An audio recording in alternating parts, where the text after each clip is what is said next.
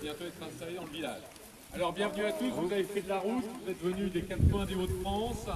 Nicolas Dupont-Aignan, lui, vient de l'Essonne. Vous pouvez vous abriter, tout est prévu, sauf la pluie, normalement ça ne devrait pas durer.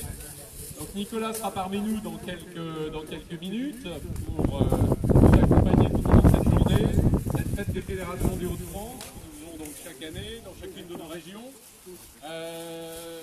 Je salue évidemment tous les cadres des Hauts-de-France qui ont fait le déplacement du Nord, monsieur Longérinas, que je ne vois pas mais que je salue, il est là, bravo, on l'applaudit.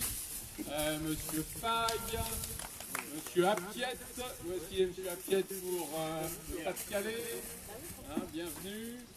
Et puis évidemment Jean-Yves Pointier, secrétaire départemental de l'Aisne qui est en train d'usiner là sur le barbecue, mais c'est important.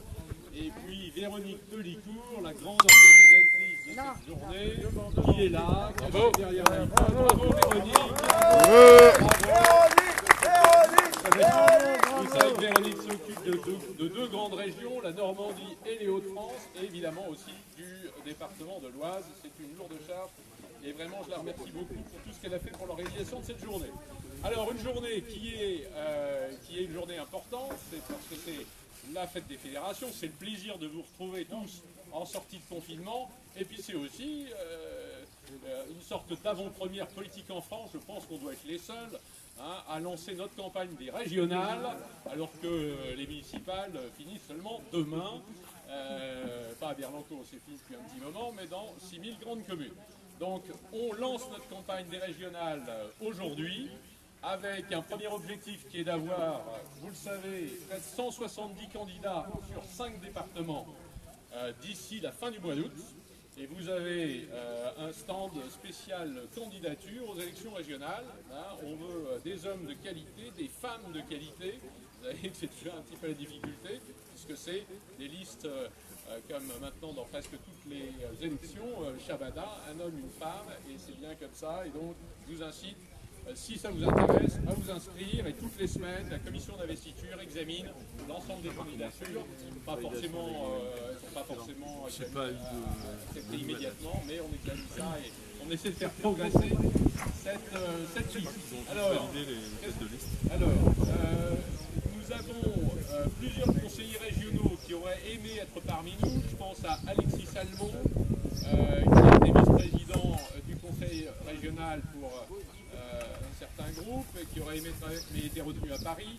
Florence Italiani, qui est conseiller régional de Boula-France sortante, a été, malheureusement, elle fait partie des personnes à risque et elle a fait le choix, que je comprends parfaitement, de ne pas venir. Vous avez également le salut de monsieur José Évrard. Ici dans l'Aisne, vous ne le connaissez pas, mais dans le Pas-de-Calais, on le connaît bien, puisqu'il est député du Pas-de-Calais et qui vous salue tous. Il m'a chargé de vous faire part de son amical souvenir pour ceux qui le connaissent, et puis de ses salutations. Également monsieur Guillaume Krasnowski, qui est conseiller régional sortant et qui travaille avec le député Évrard et qui également vous salue bien tous. Nous aurons d'autres conseillers comme ça. Voilà. Nous aurons d'autres conseillers régionaux sortants qui se sont déjà manifestés auprès de nous. Vous savez que cette liste, on la veut du plus large rassemblement de souverainistes. Nos amis de l'UPR, par exemple, de M. Asselineau, ne présenteront pas de liste régionale, alors qu'ils présentent un candidat à la présidentielle. Nos amis des Patriotes ne présenteront pas de candidat au régional, alors qu'ils présentent un candidat à la présidentielle. Et effectivement, dans le respect de nos militants, dans le respect de nos cadres, dans le respect évidemment de tout notre mouvement de Debout la France, vous pouvez faire le meilleur accueil à des candidats ou des sympathisants issus de cette formation. Bien évidemment, le CNIP qui a fait la route jusqu'au bout aux européennes, comme vous vous en souvenez. Voilà, l'ensemble de ces mouvements, tous les pays à droite, mais aussi les LR. C'est un parti politique. Le Parti chrétien-démocrate, voilà. Donc ça, c'est un petit peu l'esprit de notre campagne, une campagne de rassemblement où nous n'aurons pas, nous n'affronterons pas les difficultés que nous avons eues aux européennes. Ce n'est pas des alliances de partis que nous cherchons, mais un ensemble de personnalités qui accepteraient de nous l'association des amoureux de la France.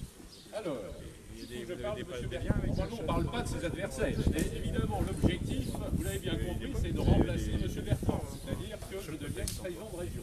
C'est un objectif ambitieux, j'en suis tout à fait conscient.